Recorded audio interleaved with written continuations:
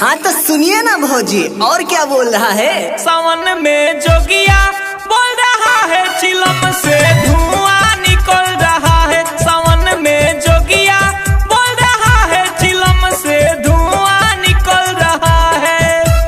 भोले की दर की है महिमा निराली, मन की मुरादे मांगो जाए न खाली। बोला बोला बाबा बासुकीनाथ की।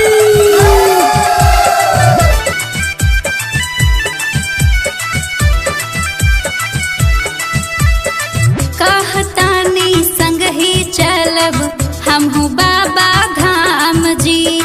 रही बदरी चलत डगरी लागे नाही घाम जी। हर हर भोले शिव शंभू।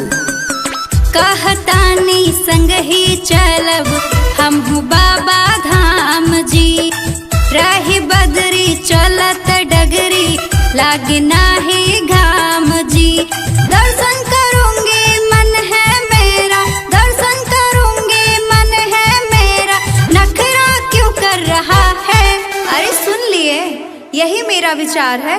और क्या बोल रहा है? वही जो बार बार बोल रहा है। सावन में जोगिया बोल रहा है, चिलम से धुआं निकल रहा है। सावन में जोगिया बोल रहा है, चिलम से धुआं निकल रहा है। भोला भंडारी मेरा जग में महान, भूल के मैं भक्ति करूं दुनिया जहान।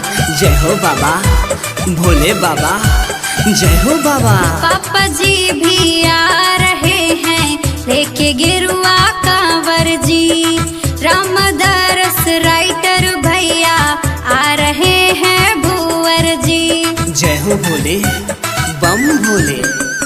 पापा जी भी आ रहे हैं लेके गिरुआ कांवर जी।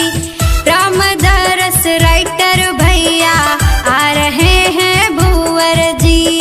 गोदिया भी ले सोना है मेरा, गोदिया भी ले सोना है मेरा। अर्जुन बम बोल रहा है।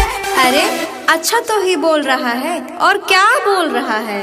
सावन में जोगिया बोल रहा है, चिलम से धुआं